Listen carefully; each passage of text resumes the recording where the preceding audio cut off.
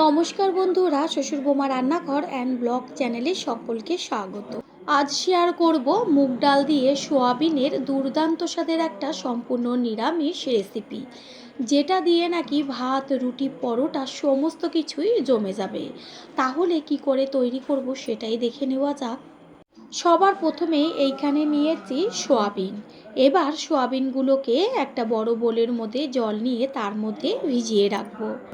Soybean জলে ভেজানো থাক। অন্যদিকে গ্যাসের ওভেনে কড়াই বসিয়ে তাতে দিয়ে দিয়েছি মুগের ডাল।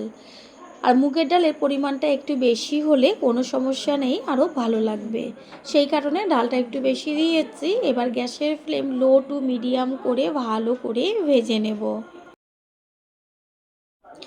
ডাল ভালো মতন ভাজা হয়ে গেছে, এবার একটা প্লেটে ঢেলে নেব।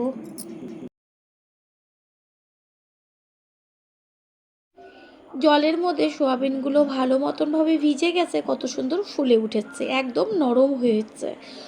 হাত দিয়ে এবার জলটাকে চিপে চিপে সব সোয়াবিনগুলোকে তুলে নেব।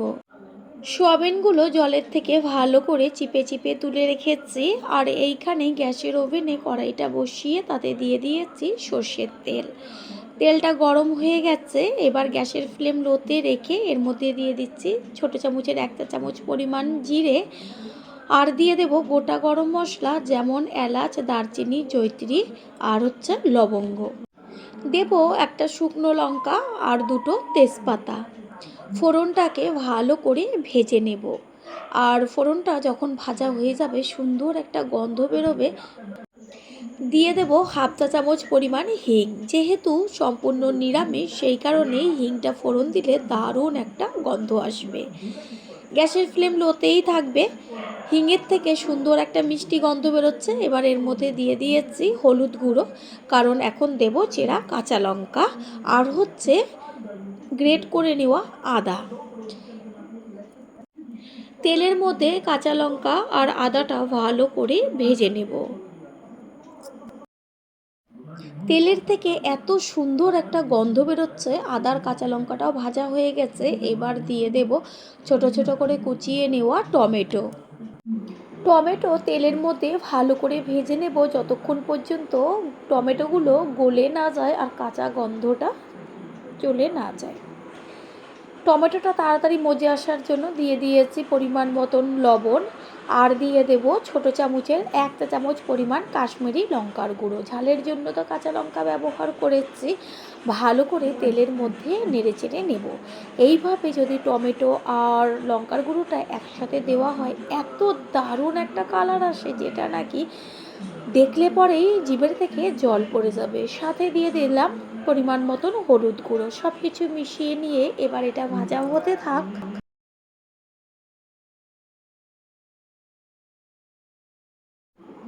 মশলাটা ভাজা হতে থাক।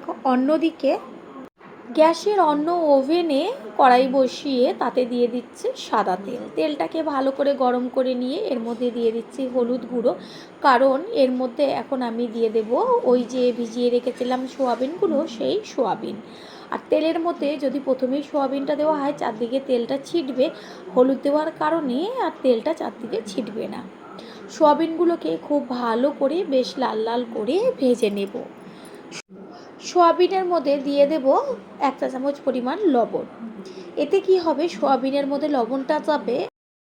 পুরনো বন্ধুদের সবসময় আমাদের পাশে এইভাবে ভালোবেসে থেকে এগিয়ে নিয়ে যাবার জন্য অনেক অনেক ভালোবাসা। সোয়াবিনগুলো পুরো লাল লাল করে ভেজে নেওয়া হয়ে গেছে। এবার এগুলোকে একটা পাত্রে তুলে নেব। আর এইদিকে টমেটোর বেশ কাঁচা গন্ধটাও চলে গেছে আর খুব সুন্দরভাবে মজে গেছে তেলের মধ্যে।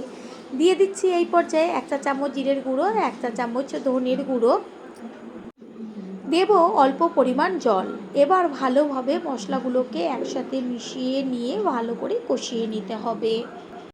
দেশ ও দেশের বাইরে থাকা বন্ধুদের, যাদের চ্যানেল না থাকা সত্ত্বেও আমাদের ভালোবেসে এত সুন্দর সুন্দর কমেন্ট করছে, তাদের অসংখ্য অসংখ্য ধন্যবাদ ও অনেক ভালোবাসা। এইভাবেই আপনারা আমাদের পাশে থাকবেন। আপনাদের এক একটা কমেন্ট আমাদের এতটাই উৎসাহিত করে পরের ভিডিওগুলো তৈরি করার জন্য। মশলা কষিয়ে নেওয়া হয়ে গেছে। এবার প্রথমে যে মুগ ডালগুলো ভেজে রেখেছিলাম সেটাকে ভালো করে 4-5 বার জল পাল্টে পাল্টে ধুয়ে নিয়ে মশলার মধ্যে দিয়ে আরও 2 থেকে 3 মিনিট মতন কষিয়ে নেব। সোয়াবিন বা মুগের ডাল দিয়ে তো অনেক রকম রেসিপি তৈরি করে খেয়েছেন, একবারের জন্য হলেও এই রেসিপিটি ট্রাই করুন। গ্যারান্টি দিয়ে বলতে পারি এত টেস্টি লাগে খেতে, যেটা নাকি খাওয়ার পরই বুঝতে পারবেন। ভালো করে কষিয়ে নিয়েছি ডালের সাথে। এরপর দিয়ে দেব ভেজে রাখা সোয়াবিনগুলো। আপনারা চাইলে আলুও ছোট ছোট করে কেটে ভেজে দিতে পারেন, তবে আলু ছাড়াও খেতে কিন্তু দুর্দান্ত লাগে। অনেকেরই আলু খাওয়াটা বারণ। ভালো করে আলু, ডাল আর মশলা একই সাথে কষিয়ে নেব। প্রথমবার যারা আমাদের চ্যানেল ভিজিট করছেন তাদের আন্তরিক শুভেচ্ছা ও অনেক ভালোবাসা। আমাদের রেসিপিগুলো যদি ভালো লেগে থাকে সাবস্ক্রাইব করে দেওয়ার অনুরোধ রইল ও পাশে থাকা বেল আইকনে ক্লিক করলে পরবর্তী ভিডিওগুলো সবার আগে আপনাদের কাছে পৌঁছে যাবে। গ্যাসের ফ্লেম হাই করে দিয়ে দিয়েছি জল। জলের পরিমাণটা বেশি প্রয়োজন নেই। আর ডালটা এমনভাবে সিদ্ধ হবে যেন সমস্ত ডালই গোটা গোটা থাকে, তবে ভেতরটা নরম হয়ে যায়। খেয়াল রাখবেন যেন জলের সাথে ডালটা গলে না যায়। এরপর একটা ঢাকনা চাপা দিয়ে দেব।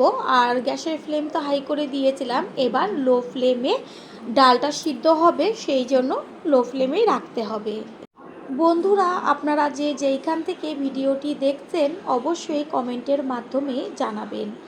আপনাদের ধন্যবাদ জানাতে পারলে সত্যিই আমরা ভীষণ ভীষণ আনন্দিত হব, কারণ আপনাদের করা কমেন্টসগুলো পেয়ে আমরা এতটাই উৎসাহিত হই পরের ভিডিওগুলো তৈরি করার জন্য। কিছুক্ষণ বাদে ঢাকনাটা সরিয়ে দিয়ে আমি একটু চেক করে নিচ্ছি ডালটা সিদ্ধ হলো কিনা। ডাল কিন্তু এখনও সেইভাবে নরম হয়নি। ঢাকনা দিয়ে চাপা দিয়ে দেব। আর মুগ ডাল তো বেশিক্ষণ লাগে না সিদ্ধ হতে, সেই কারণে রেসিপিটা চট জলদি তৈরি হয়ে যাবে।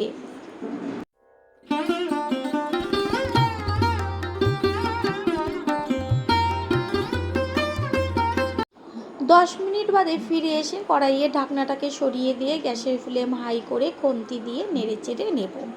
চেক করে নেব ডালটা হলো কি না। দেখিয়ে দিচ্ছি ডাল একদম সুন্দরভাবে নরম হয়ে গেছে, তবে প্রত্যেকটা ডালই গোটা গোটা রয়েছে।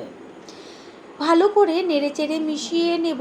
এবার এর মধ্যে দিয়ে দেব ছোট চামচের 1 চা চামচ পরিমাণ গরম মশলার গুঁড়ো। গরম মশলার গুঁড়োটাকে সম্পূর্ণটা ভালো করে নেড়ে চেড়ে মিশিয়ে নেব। রেসিপি একদম তৈরি হয়ে গেছে। আর 1.5 থেকে 2 মিনিট মতো রান্না করে নিলেই হয়ে যাবে। বেশ এরকম অল্প ঝোল থাকা অবস্থাতেই গ্যাসটা অফ করে দিতে হবে, কারণ এটা যখন ঠান্ডা হবে তখন অনেকটাই জমে যাবে। আবার ঝোল পাতলা রাখলে ভালো লাগবে না, বেশ গামাখা হবে, সেটাই কিন্তু খেতে টেস্টি হবে। রেসিপি একদম তৈরি হয়ে গেছে, গ্যাস অফ করে দিয়েছি। এবার সবশেষে দিয়ে দেব 1 চা চামচ পরিমাণ গাওয়া ঘি। ঘিটা দেওয়ার পরে মিশিয়ে নিয়ে একটা ঢাকনা চাপা দিয়ে দেব।